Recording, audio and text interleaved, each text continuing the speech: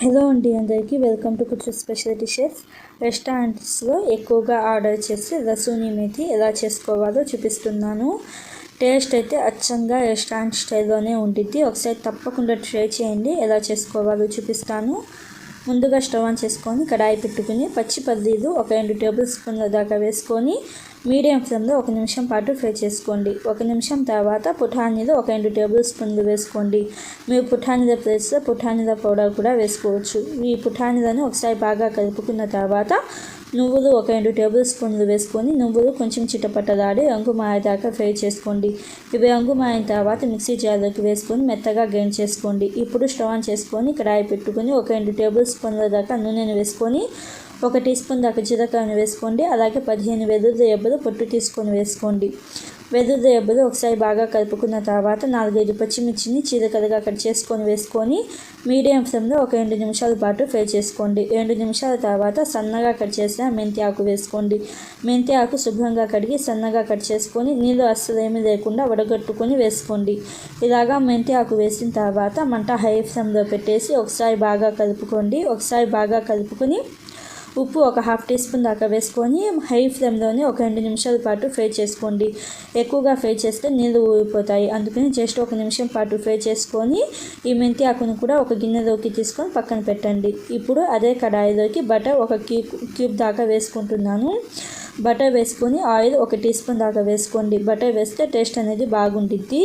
Oil వేసిన తర్వాత జీలకర్ర ఒక 1/2 టీ స్పూన్ దాకా వేసుకోండి. జీలకర్ర కొంచెం రంగు మారిన తర్వాత ఒక పెద్ద సైజు ఉల్లిపాయను బాగా సన్నగా కట్ చేసుకొని వేసుకోండి. అలాగే 5-6 వెల్లుల్లి రెబ్బలు తొక్క తీసుకొని సన్నగా కట్ చేసుకొని వేసుకోండి.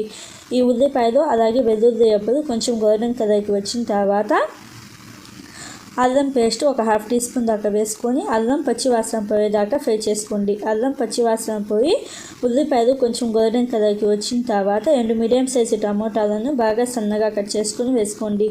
టమోటాలు వేసి ఒకసారి బాగా కలుపుకున్న తర్వాత పైన మూత పెట్టేసి టమోటాలు సాఫ్ట్గా అయ్యేదాకా ఉడికించుకోండి.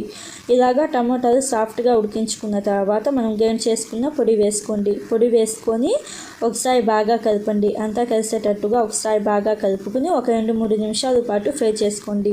2-3 నిమిషాలకి కొంచెం ఆయిల్ సపరేట్ అవ్వడం స్టార్ట్ అవుతుంది. అప్పుడు రెడ్ చిల్లీ ఒక 2 టీ స్పూన్ల దాకా వేసుకొని గరం మసాలా పొడి ఒక టీ స్పూన్ వేసుకోండి. అలాగే జీలకర్ర పొడి ఒక 1/2 టీ స్పూన్ దాకా వేసుకొని చిటికెడు ఉప్పు వేసుకోండి. ఉప్పు వేసుకొని మసాలాలు మాడకుండా ఉండడం కోసం నీళ్ళు ఒక 2 టేబుల్ స్పూన్లు వేసుకొని ఒకసారి బాగా కలుపుకొని ఒక 2-3 నిమిషాల పాటు మీడియం ఫ్లేమ్లోనే ఫ్రై చేసుకోండి. ఇలాగా ఒక 2-3 నిమిషాల పాటు ఫ్రై చేసుకున్న తర్వాత ఒక 1/2 గ్లాస్ దాకా నీళ్ళను వేసుకొని ఒకసారి బాగా కలుపుకొని పైన మూత పెట్టేసి కొంచెం ఆయిల్ సపరేట్ అయ్యేదాకా ఉడికించుకోండి. మధ్యలో మూత తీసేసి బాగా కలుపుకొని మళ్ళీ మూత పెట్టేసేయండి. ఇలాగా కొంచెం లైట్గా ఆయిల్ సపరేట్ అవుతుంది అనుకున్నప్పుడు మనం ఫ్రై చేసి పెట్టుకున్న మెంతి ఆకు వేసుకోండి. మెంతి ఆకు వేసుకున్న తర్వాత అంతా కలిసేటట్టుగా ఒకసారి బాగా కలపండి. 1 నిమిషం పాటు బాగా కలుపుకోవాలి. ఇలాగా ఒకసారి బాగా కలుపుకున్న తర్వాత ఒక 2-3 నిమిషాల పాటు ఉడికించుకోవాలి. ఇలాగ ఉడికించుకునేటప్పుడే ఉప్పు కారం సరిపోయిందో లేదో చూసుకొని అడ్జస్ట్ చేసుకోండి. నాకైతే ఉప్పు ఇంకొంచెం పడుతుంది అనిపిస్తుంది. ఇంకొంచెం ఉప్పు వేసుకొని ఒకసారి బాగా కలుపుకొని ఒక 2-3 నిమిషాల పాటు ఉడికించుకున్న తర్వాత మంట ఆఫ్ చేసేయండి. తాలింపు కోసం స్టవ్ ఆన్ చేసుకొని కడాయి పెట్టుకొని బటర్ 2 క్యూబ్స్ వేయండి. ఈ కర్రీకి బటర్ చాలా టేస్టీగా ఉంటుంది.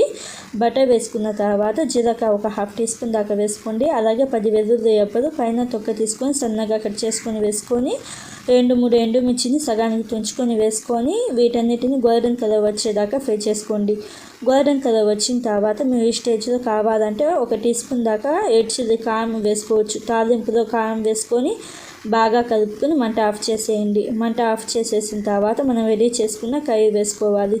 కర్రీ వేసుకొని అంతా కలిసేటట్టుగా ఒకసారి బాగా కలపండి. ఇలాగా ఒకసారి బాగా కలుపుకుంటే మనకి రెస్టారెంట్ స్టైల్ రసూని మేతి అయితే రెడీ అయిపోతుంది. టేస్ట్ మాత్రం చాలా బాగుండిద్ది. క్రీమీగా అన్నంలోకి చపాతీలోకి పుల్కా రోటి దేనిలోకైనా సరే చాలా టేస్టీగా ఉంటుంది. అచ్చమైన రెస్టారెంట్ స్టైల్ అయితే వచ్చి తీరుతుంది. అస్సలు మిస్ కాకుండా ఒకసారి తప్పకుండా ట్రై చేయండి. చూస్తుంటేనే నోరు ఊరిపోతుంది కదా, చాలా టేస్టీగా ఉంటుంది. ఒకసారి తప్పకుండా ట్రై చేసి మీకు ఎలా వచ్చిందో నా కామెంట్ బాక్స్లో చెప్పండి. Thank you.